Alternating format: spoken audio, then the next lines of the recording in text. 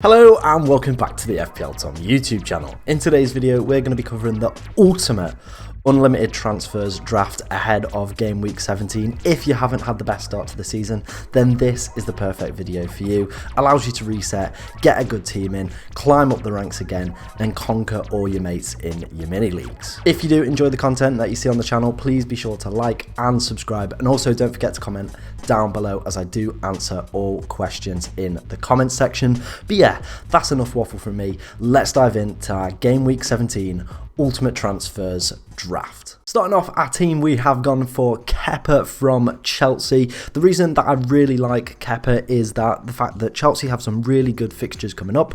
They also have a double in game week 19 with Manchester City and Fulham, and I do believe that he is going to be the first choice goalkeeper for the remainder of the season for Chelsea, unless they sign somebody in January, which they might, because both goalkeepers haven't quite been there, have they, so far this season. Mendy also just hasn't had a really good World Cup, has he? He made quite a few errors, and I don't think that's going to convince Graham Potter that he is number one. At the moment, Kepa is potentially injured as well, so I do think you need to keep an eye on that one. There are plenty of other goalkeeper options that are available. He didn't play in the last friendly against Aston Villa before the resumption of the games in game week 17, so it is one to kind of keep an eye out, see which goalkeeper is going to play potentially for Chelsea. I do think Kepa is going to be the number one choice, and that is why I have picked him in our goal for this game week 17 draft.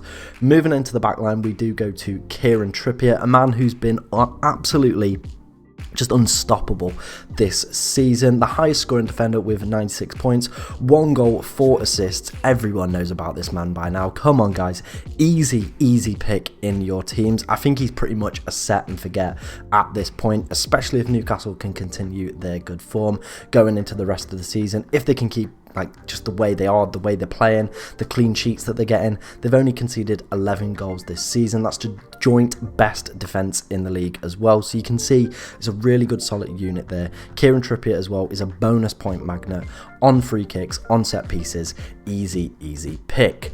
Moving on to our central defender within kind of the lineup that I've gone for here, and it is Diego Dalot, a player that I have actually kind of been looking to get in for quite a number of weeks before the World Cup, putting some really good performances for Manchester United, picking up lots of bonus points as well. Currently the second amongst all defenders, 12 bonus points so far for him this season. United as well defensively have been okay. You know, they are the 6th best defence in the league for XG conceded and have some amazing fixtures right off the bat. They play Nottingham Forest, Wolves, Bournemouth, then it is a tricky double with Manchester City and Arsenal, but then the good fixtures kind of resume after that.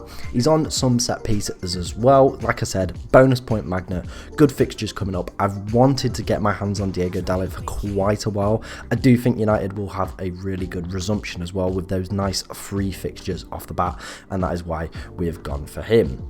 And the final defender within our lineup is João Cancelo, 4th highest scoring defender so far this season for him. Really nice 2 fixtures off the bat for Manchester City, Leeds and Everton. You expect them to pick up a clean sheet in both of them. They also have a double in 20 and a double in 23 as well, so we really want to be targeting these City assets.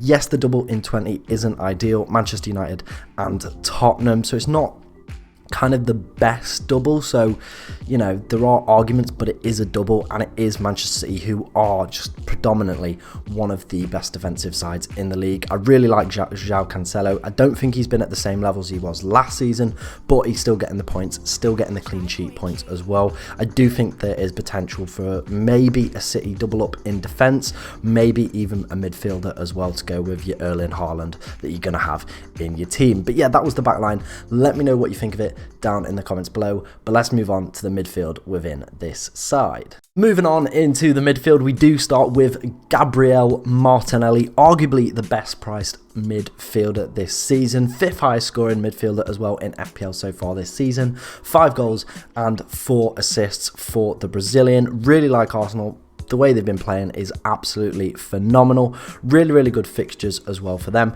and a double in game week 23. It's a real no-brainer. The only issue I currently have with Arsenal and Arsenal players is how is this Gabriel Jesus injury going to affect the way they play? Obviously, he hasn't been putting up the goals or the assists that a lot of people expected him, but it's kind of the way he plays. He does a lot more that people don't realise. I think some people today are kind of just fascinated on statistics and the way that players kind of perform in them kind of metrics rather than looking at on-field stuff. I do think that is potentially maybe down to a little bit of fantasy football where everything is kind of stats based and that's the way you've got to go with it. But I do think he brings a lot to that team and he's going to be a huge miss. So I am a little bit concerned with maybe loading up on a double Arsenal attack, especially when we don't know how that team's going to kind of function without Gabriel Jesus. But Martinelli, really good pick. Like I said, the best priced midfielder for me. There's no point kind of going up to Saka. I think Martinelli is just the smart way to go. Good fixtures as well coming up for Arsenal. But yeah, moving on to the next midfielder. We have gone for Mohamed Salah. Now, Liverpool have amazing, like kind of just long-term fixtures pretty much up until the end of the season. They have really long runs of just greens and greys, just beautiful fixtures, what we want to be looking for when we are rebuilding our side like this. I do think there is potentially an argument as well where you could switch out Mohamed Salah for game week 20 and game week 21 as Liverpool take on Brighton and Chelsea, so you could switch to KDB, take advantage of the double that Manchester City have, got there in the end, take advantage of the double that Manchester City have while Salah does play Brighton, who are the second best team on XG, and Chelsea, who, you know, haven't been the greatest, but you do kind of expect a response from them after the Christmas period. So difficult two fixtures there for Salah, so you could look to bring in KDB just for a 2-week punt there. But I do like Salah, nice captain alternative. He has been in okay-ish form, 6 goals, 4 assists, but I think the rest period that he's had in the World Cup is going to do him amazing stuff for not only kind of his physical well-being but also his mental well-being. I think he had a really torrid time after the African Cup of Nations and missing out on qualifying for the World Cup. He's had this time now where he's not been playing any football. Yeah, he'll still be doing the training, but it's not the same as like the match day and the intensity that they kind of go through all that. I think it's going to be really good for his body and his mind, and I think we're going to see an explosive Salah and kind of a revamped Liverpool as well after the World Cup. I do think obviously they were plagued with injuries first half of the season. We will kind of see how they get on in the second half of the season. Moving on to the man in the thumbnail, and it is Marcus Rashford, ladies and gentlemen. 4 goals, 2 assists for him so far this season, and putting some amazing performances for England at the World Cup. Very similar to Diego Dalot, like I said. The 3 opening fixtures after the World Cup break are really tasty for Manchester United. Nottingham Forest, Wolves and Bournemouth. Then they do have that tricky kind of period, Manchester City and Arsenal, but I definitely think it is worth a gamble on Marcus Rashford. Ronaldo has now left, so it is kind of a vacancy in the kind of forward position. I don't think that's Rashford's best position. I do prefer him when he plays a little bit out wide, but if Martial is going to be leading the line and Rashford like to the left or the right, I am fully behind that attack, doing very well. I do think we are kind of seeing this resumption, this return of the Marcus Rashford that we all know and love, and it's great to see. You could see when he was playing with England, kind of the smile and the joy that kind of was back amongst his kind of game and his play, and it was just really good to see. So I do think it's definitely worth at least a free game week punt off the back from game week 17.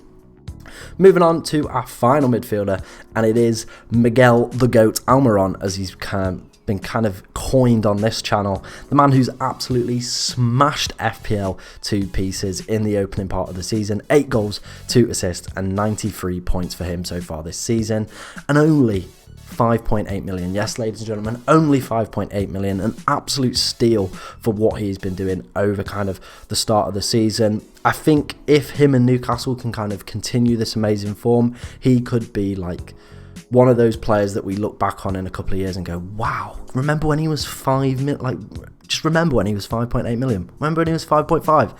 Absolutely kind of steal. I think that's the way we're kind of looking at it at the moment. Very similar to kind of Jared Bowen vibes last season, where he was kind of a little bit under the radar, then just absolutely smashed the shit out of it. And I think that's what we're getting with Miguel Almiron right now.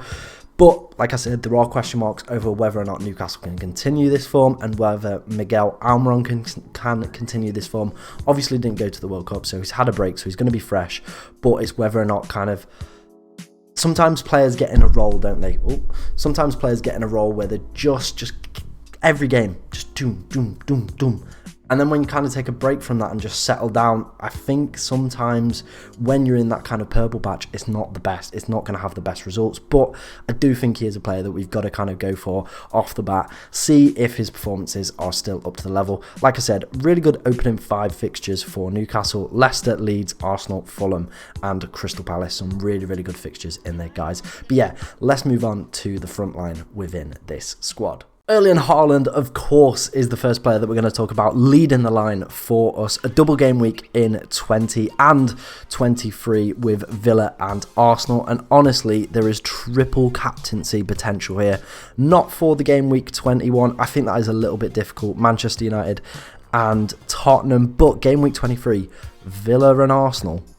That's a little bit tasty, that. Obviously, the Arsenal game, absolutely huge for them. And the Villa game, you know, they've got to chase Arsenal down at some point, have Manchester City. So I definitely think there is triple captaincy potential here with Erling Haaland. Only 2 blanks so far this season, 18 goals and 3 assists. The man is an absolute joke. Had his little break as well. So hopefully kind of, you know, there was obviously the injury issues that he was facing just prior to the World Cup, where he was kind of in and out of the team. It was very, very frustrating. And we kind of had all the early team news videos that were embarrassing. But yeah, you know, hopefully he's recovered from them, taken some time off, and he's going to be absolutely smashing it once again. I definitely think he is a contender for perma captain up until the end of the season. And like I said, triple captain potential in 20 and 23. Moving on, I've gone for Alexander Mitrovic as kind of the cheaper alternative within our strike force. Now, the reason I've done this is Mitrovic has just been killing it, hasn't we? As we all know, 9 goals in 12 games for the big Serb, on penalties as well, which is something that's been absolutely crucial so far this season in FPL terms, and has a double game week in 19 with Leicester and Chelsea. After that, the fixtures do take a little bit of a dip. Newcastle, Tottenham and Chelsea again. So I definitely think after that double, I would be looking to move him out. But I do really want to take advantage of the good fixtures up until 19 and 19 with the double for him. And moving on to our final forward, and it is Darwin Núñez. 5 goals, 2 assists in 10 games for Liverpool so far this season in the Premier League. That's actually really good stats. I think obviously there was this hype with him and Haaland, who's going to score more goals. And I don't think Darwin's doing awfully. I think we saw a lot more of kind of the good things that he can do at the end of the season. That Southampton game in particular, I bought him in for that game, was very impressed with his performance. I definitely think there is a lot more to come from him. Obviously, the fixtures, like we mentioned with Mohamed Salah, really, really good. Up until around game week 29, when I think they face Manchester City. But then even after that, once you get past that game, there's another long streak of amazing fixtures here. So absolutely love Darwin Núñez as an option. But before we finish, we will move on to the bench very quickly. Starting off, we do have Danny Ward. Yes, that's right. Danny Ward, the man who was the biggest meme at the start of the season, has now returned himself, and just honestly, the absolute redemption from this man is unbelievable. Joel Veltman is the first defender that I've selected. Brighton have amazing long-term fixtures, nice bench option, and Brighton are also the 3rd best team in the league for XG conceded. Next, we do have Andreas Pereira, who I imagine is already in a lot of people's teams, on set pieces, on penalties as well, when Mitrovic isn't playing, and does have that double in game week 19, like I said, that we want to be targeting. And the final defender within my squad is Perraud. As you can tell, I got an E in French at school, so not my first language, but only in here due to Southampton's amazing long-term fixtures. I do think that is something that we will be looking to potentially target once Mitrovic has kind of had his good fixtures.